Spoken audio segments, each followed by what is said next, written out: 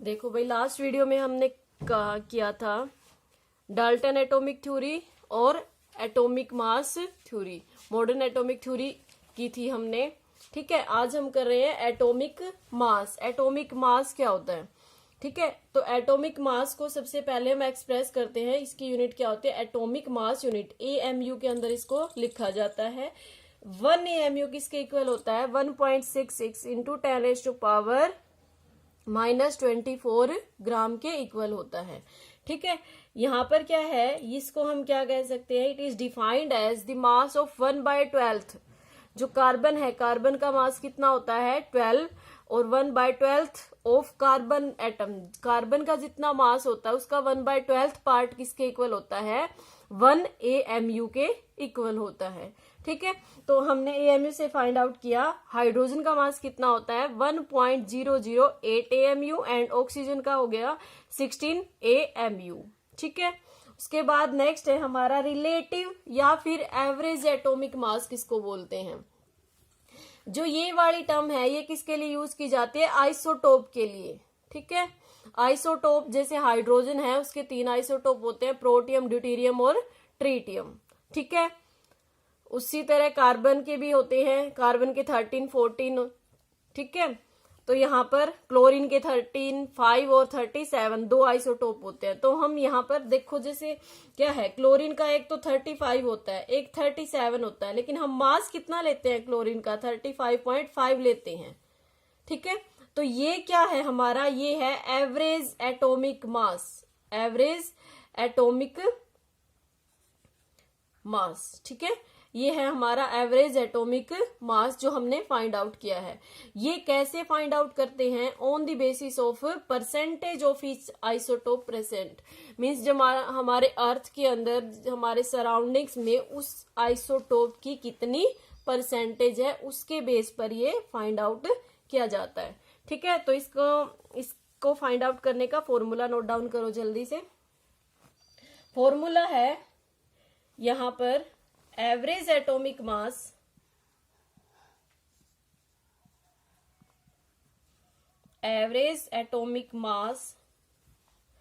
Is m into में A plus n into में B plus m divide by m plus n। ठीक है, ये फॉर्मूला है। अब मैं ये टर्म्स बताती हूँ, m क्या है, A क्या है, B क्या है और n क्या है। ठीक है, ये सारी की सारी टर्म्स हम करते हैं। इससे पहले तुम स्क्रीनशॉट ले लो, टेक ए स्क्रीनशॉट, जल्दी से इसका स्क्रीनशॉट ले लो, या फिर वीडियो को पॉज करके भी तुम नोट डाउन कर सकते हो। ओके, ठीक है, स्क्रीनशॉट लो जल्दी से इसका।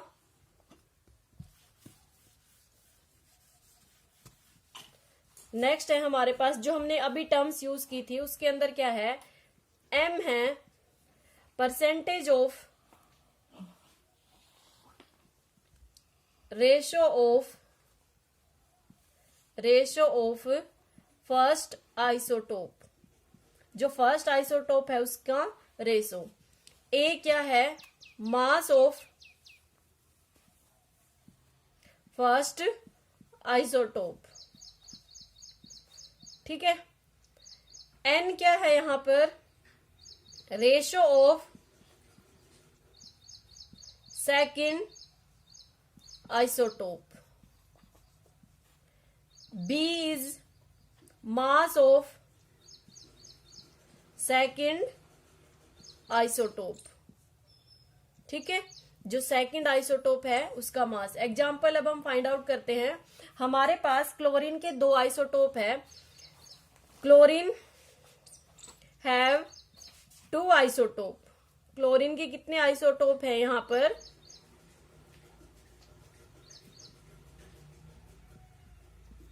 2 आइसोटोप है। That is chlorine 35 and chlorine 37। ठीक है, जो क्लोरीन 35 है ये किस में प्रेजेंट होते हैं? 3:1 के अंदर प्रेजेंट होते हैं।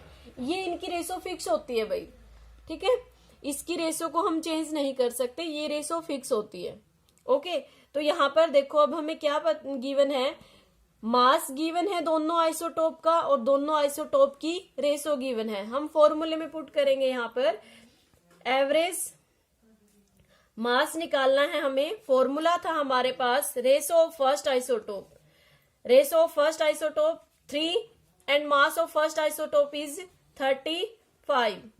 ठीक है, इसी तरह यहाँ पर ratio of second isotope multiply with mass of second isotope. ठीक है, और divide by ratio of first isotope plus ratio of second isotope. अब इसको सोल्व कर लो। यहाँ पर 35 15 3 5 जा 15 and 3 9 and 10 105 plus 37 divide by 4। Add करना इसको 5 7 12 4 2 डिवाइड बाय 4। ठीक है, इसको डिवाइड करने के बाद हमारे पास आंसर आता है 35.5। ठीक है, ये क्या है हमारा एवरेज मास ऑफ क्लोरीन। तो हम यही मास यूज करते हैं जब भी हम क्लोरीन का मास लेते हैं फॉर्मूले में मोलिकुलर मास निकालने के लिए, तो हम वहां पर यही मास यूज करते हैं। ठीक है, ओके। अब इसका स्क्रीनशॉट लो जल्दी से। नेक्स्ट करते हैं हम ग्राम एटॉमिक मास। ठीक है भाई, या वीडियो को पॉज करके भी नोट डाउन कर सकते हो। नेक्स्ट है gram atomic mass. Gram atomic mass क्या होता है? इसके अंदर लिखो when atomic mass of atom is expressed in ग्राम। ठीक है, जब इसको ग्राम के अंदर एक्सप्रेस करते हैं तो ये क्या होता है हमारा ग्राम एटॉमिक मास। जैसे ऑक्सीजन का क्या होता है 16 mass of oxygen is 16 AMU। अगर इसको ग्राम में करेंगे तो ये कितना हो जाएगा 16 ग्राम। मास ऑफ कार्बन कितना 12 AMU, ये कितना हो जाएगा 12 ग्राम। तो इसी तरह से जब हम इसको ग्राम में एक्सप्रेस करते हैं तो वो क्या हो जाता है ग्राम एटॉमिक मास। नेक्स्ट है हमारे पास molecular mass.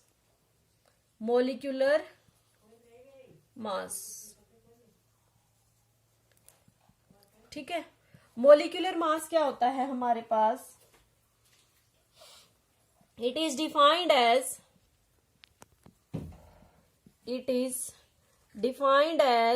the sum of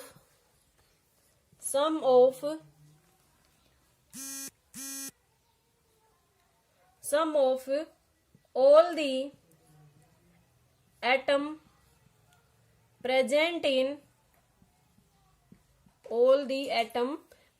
in a molecule। किसी मोलिक्यूल के अंदर जितने एटम प्रेजेंट होते हैं उन सभी के सम को हम क्या कहते हैं मोलिकुलर मास। फॉर एग्जाम्पल, अगर हमें फाइंड आउट करना हो molecular mass of water that is H2O, तो यहां पर देखो हाइड्रोजन है और ऑक्सीजन है। यहां पर हमने क्या कहा है sum of all the atom present in a molecule. एक मोलिक्यूल के अंदर जितने एटम प्रेजेंट होते हैं उन सभी के सम को क्या कहते हैं मोलिकुलर मास। ठीक है, तो यहां पर टू क्या है हाइड्रोजन। 2 इंटू में हाइड्रोजन का कितना होता है 1 प्लस ऑक्सीजन का कितना होता है 16। एक ऑक्सीजन है तो यहां पर एक 16 ही होगा, तो 2 प्लस 16 18। ठीक है, 18 gram. Molecular mass of carbon dioxide का अगर बताना हो तो क्या हो जाएगा, कार्बन का कितना होता है 12, एक ही कार्बन है तो इस वजह से 12 ही होगा, अगर 2 होती तो वहां पर हम मल्टीप्लाई कर देते। ऑक्सीजन का कितना होता है 16, और कितनी ऑक्सीजन है हमारे पास 2, तो 32, 16 2 जा 32 प्लस 12 इज इक्वल टू 44 ग्राम। ठीक है, तो तुम्हें जो फाइंड आउट करना है क्वेश्चन से, मॉलिक्यूलर मास फाइंड आउट करना है तुम्हें। H2SO4 सल्फर का 32 होता है, and CH3OH H2S2O7 HNO3 HCl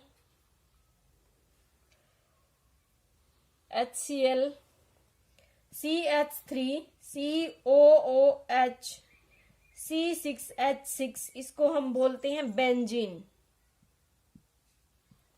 ठीक है, ये तो सल्फ्यूरिक एसिड है, ये मिथेनॉल है, ये ओलियम है, आगे हायर 12th क्लास में पढ़ोगे तुम इसको। Nitric acid, hydrochloric acid, acetic acid and benzene. और ये है हमारे पास नेक्स्ट है यूरिया NH2CONH2, ये फर्स्ट ऑर्गेनिक कंपाउंड है जो लैब में प्रिपेयर किया गया था। तो ये इन सभी का क्या निकालना है तुम्हें, मॉलिक्यूलर मास। कमेंट बॉक्स में इसका आंसर देना है, सभी का मॉलिक्यूलर मास बताना है कमेंट बॉक्स में। Okay, take a screenshot, screenshot लो इसका जल्दी से। नेक्स्ट है हमारे पास फॉर्मूला मास, या फिर पॉज करके भी नोट डाउन कर लेना।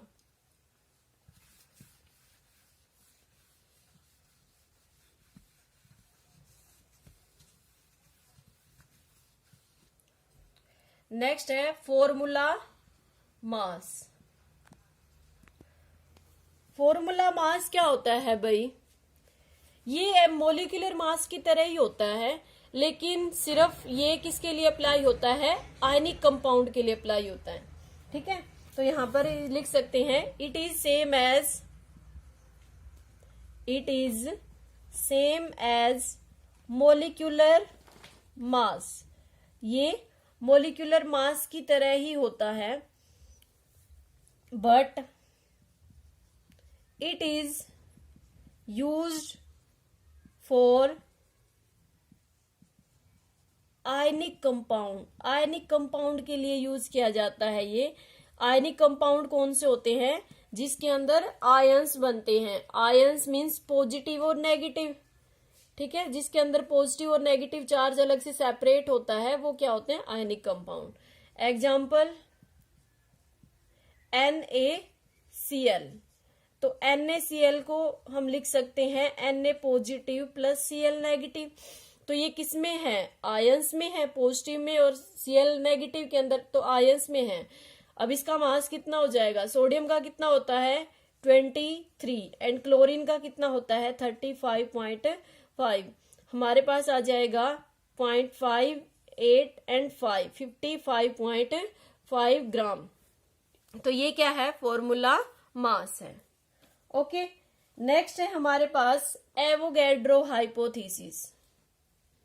Avogadro hypothesis,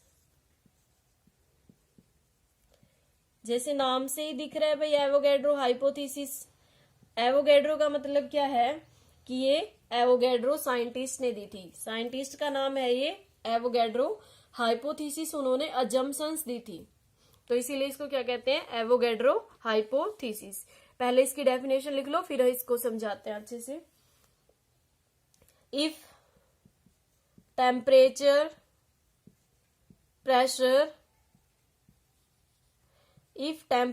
pressure and all physical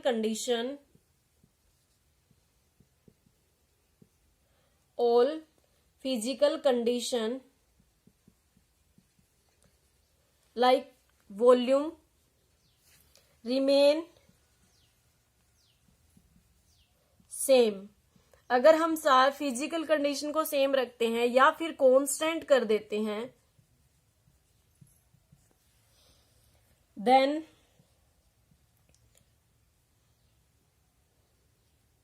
equal volume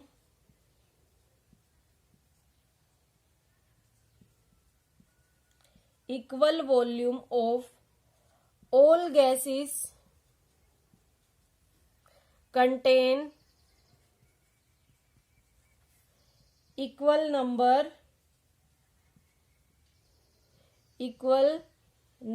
of molecule। ठीक है, जैसे एग्जाम्पल देखते हैं, late 100 milliliter of H2 contain X molecule। हम मान लेते हैं कि 100 मिलीलीटर ऑफ H2 के अंदर कोई कंटेनर है 100 मिलीलीटर का, उसके अंदर H2 के X मोलिक्यूल है। ठीक है, जो गैस होती है, गैस तो अगर हम छोटा कंटेनर लेंगे तो इसका वॉल्यूम ऑक्यूपाई कर लेगी, अगर बड़ा कंटेनर लेंगे तो बड़े में पूरे में सेपरेट हो जाती है।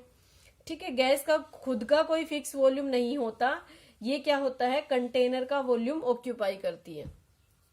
ठीक है, तो अगर हमें यहाँ पर बताना हो कार्बन डाइऑक्साइड का या फिर किसी का भी, तो यहाँ पर 100 ml, so 100 ml of O2 contain, 100 ml of O2 में भी क्या होंगे, X मोलिक्यूल ही होंगे।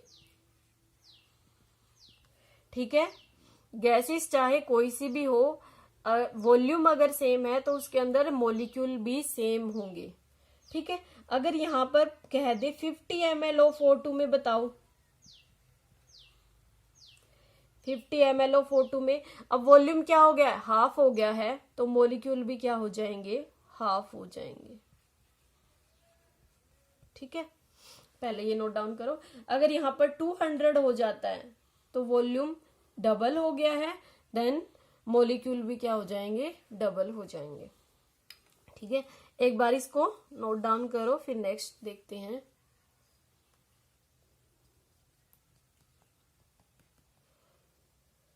ले लिया भाई स्क्रीनशॉट इसका, या फिर पॉज करके नोट डाउन कर लेना।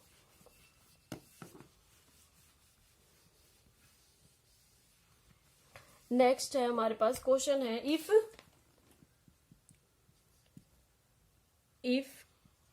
100 ml of carbon dioxide contain Y molecule, find number of molecule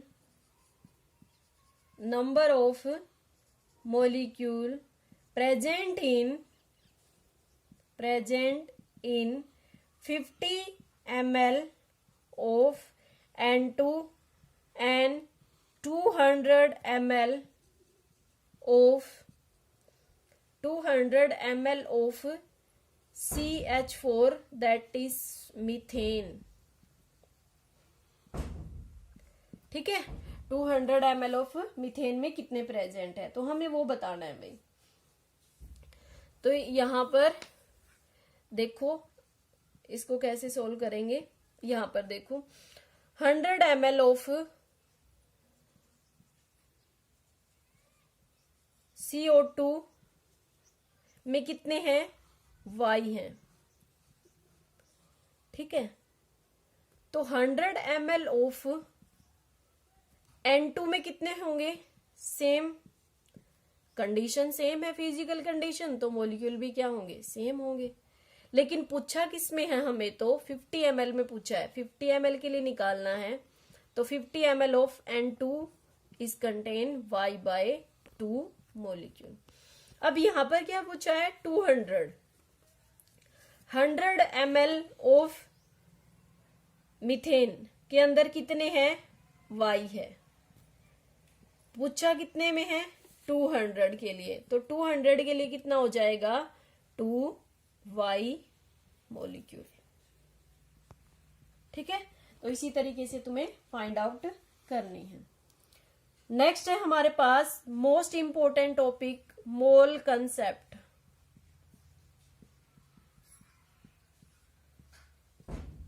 ये 12th क्लास में भी यूज होगा एज इट इज, तो इसलिए इसको 11th में ही कर लो। Mole concept most important topic है ये मोल कंसेप्ट। इसके अंदर क्या होता है भाई, जैसे क्या है, हम फिक्स कर देते हैं कि एक डजन के अंदर 12 आर्टिकल होते हैं। कोई भी सब्सटेंस हो, एक डजन अगर बोल दिया तो इसका मतलब क्या है, उसमें 12 आर्टिकल है। अगर एक स्कोर बोल दिया तो इसका मतलब क्या है, उसमें 20 आर्टिकल है। ठीक है, 1 ग्रोस बोलते हैं तो इसका मतलब क्या है, उसके अंदर 144 आर्टिकल्स हैं। ओके, तो इसी तरह साइंटिस्ट ने क्या किया, फिक्स किया 1 मोल के अंदर कितने हैं, 6.02 इंटू में बहुत सारी बुक्स में यहाँ पर 3 मिलेगा और बहुत सारी में यहाँ पर 2 मिलेगा, तो इससे कंफ्यूज मत होना। 10⁻23 आर्टिकल या फिर पार्टिकल लिख लो यहाँ पर, कितने पार्टिकल होते हैं। अगर यहाँ पर एटम की बात की जाए, means 1 mole of sodium atom, sodium क्या है, एटम है, तो उसके अंदर 6.02 इंटू में 10⁻23 एटम ही होंगे। ठीक है, 1 मोल में इतने एटम होते हैं। अगर यहाँ पर 1 मोल ऑफ H2O मोलिक्यूल, अब ये क्या है, ये तो मोलिक्यूल है क्योंकि इसमें 2 से ज्यादा एटम है। 2 या 2 से ज्यादा एटम जब कंबाइन होते हैं बॉन्ड के थ्रू तो उसको हम क्या बोलते हैं, मोलिक्यूल। ये क्या है, मोलिक्यूल। ठीक है, तो यहां पर क्या होगा, 6.02 3 लिख लो या फिर 2 लिख लो, इंटू में 10⁻23 एटम। ये जो कंसेप्ट है ये भी दिया था, एवोगैड्रो ने ही दिया था ये कंसेप्ट भी, तो इसीलिए इस नंबर को एवोगैड्रो नंबर भी बोलते हैं। ठीक है, इस नंबर को क्या बोलते हैं, एवोगैड्रो नंबर भी बोला जाता है। जो ये वाला नंबर है ये क्या बोलता है, एवोगैड्रो नंबर।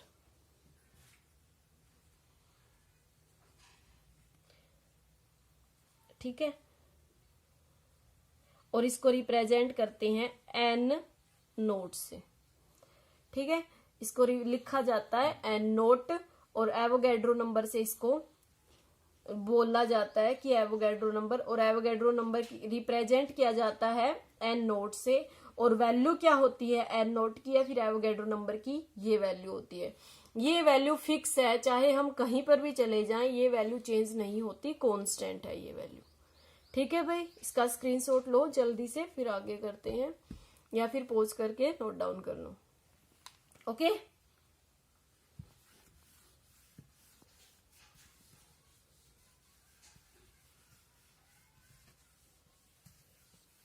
नेक्स्ट है हमारे पास,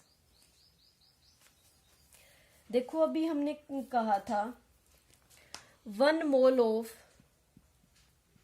मान लेते हैं बिल्कुल simple molecule H2 molecule, 1 mole of H2 molecule किसके इक्वल था, 6.02 इंटू में 10⁻23 मॉलिक्यूल, क्योंकि हमने क्या लिया है, मॉलिक्यूल लिया है, तो एक मोल के अंदर इतने मॉलिक्यूल होते हैं। अगर इसके अंदर एटम पूछे कि एटम बताओ, तो एटम हो जाएंगे, एक मॉलिक्यूल में कितने एटम होते हैं, 2।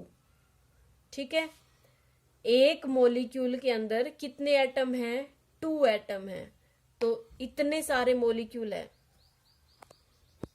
यहां पर देख लो एक बार, 1 mole of H2 molecule, 1 mole of H2 molecule में इतने सारे मॉलिक्यूल है। ठीक है, तो यहां पर एटम हमें निकालने हैं, तो यहां पर देखो 1 मॉलिक्यूल ऑफ H2 एक मॉलिक्यूल ऑफ H2 में कितने एटम हैं? 2 एटम, 2 हाइड्रोजन एटम, ये हमें पता है। हमारे पास मॉलिक्यूल कितने हैं? इतने, तो 6.02 इंटू में 10⁻23 मॉलिक्यूल है ऑफ हाइड्रोजन, तो मल्टीप्लाई हो जाएगी यहाँ पर 2 इंटू में 6.02 इंटू में 10⁻23 एटम। ठीक है, मीन्स एक मोल के अंदर ये किसके इक्वल है? ये वाली टर्म एक मोल के इक्वल है, तो एक मोल में कितने एटम होंगे जितने से मल्टीप्लाई कर देंगे। इसी तरह सेम अगर तुमसे पूछे यहां पर 1 mole of CH4 that is methane के अंदर पहले तो मॉलिक्यूल कितने होंगे? 6.2 इंटू में 10⁻23 मॉलिक्यूल होते हैं। ठीक है, और एक मॉलिक्यूल में कितने एटम हैं? 5, तो इतने मॉलिक्यूल में कितने एटम हो जाएंगे? 5 से मल्टीप्लाई कर देंगे। ठीक है, तो 1 मोल ऑफ एटम कितने हो जाएंगे इसके अंदर? 5 इंटू 5 इंटू 6.02 इंटू में 10⁻23 एटम। ठीक है, तो यहां पर लिख सकते हैं हम। तुम्हें पहले मैं क्वेश्चन दे रही हूं, चलो पहले बता ही देती हूँ। 1 mole of any molecule contain, note डाल के लिख लेना, contain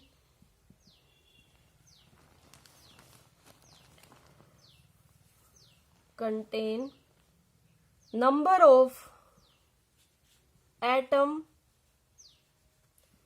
present in one molecule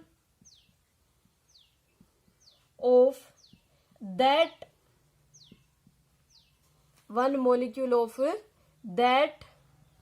molecule is multiply with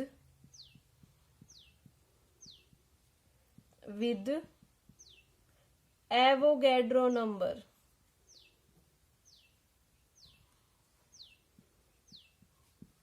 ठीक है, यहां पर 1 मोल ऑफ ए मॉलिक्यूल किसके इक्वल होगा? नंबर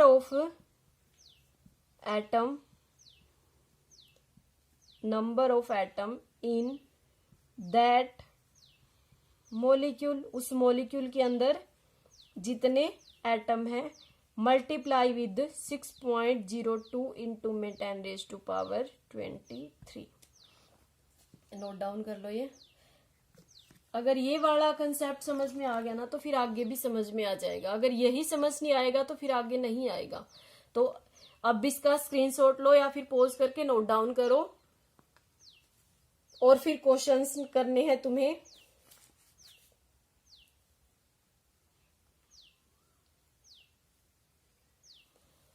क्वेश्चन दे रही हूं मैं।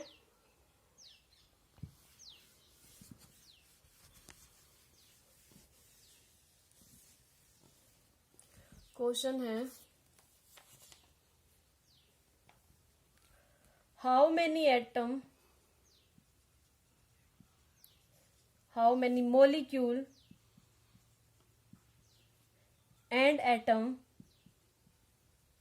are present in first part CH3 COOH H2S2O7 and H2SO4 and HNO3। इसके अंदर बताना है कितने एटम होंगे और कितने। कमेंट बॉक्स में इसका रिप्लाई करना है सभी बच्चों ने। ठीक है, अब तुम यहां पर नोट डाल के भी लिख सकते हो। नेक्स्ट जो 1 मोल होता है, 1 mole of atom, 1 mole of atom किसके इक्वल होता है? एटॉमिक मास ऑफ एटम के इक्वल होता है। अगर मॉलिक्यूल की बात करें, 1 मोल ऑफ मॉलिक्यूल होगा मॉलिक्यूलर मास के equal, molecular mass of molecule. ठीक है, ये बात ध्यान रखना हमेशा ही। ठीक है, तो अगर हमें, चलो कोई नहीं, कल करेंगे ये, बाकी आज के लिए इतना ही काफी है। ठीक है, आज का लेक्चर हम यही खत्म करते हैं। Okay, have a nice day.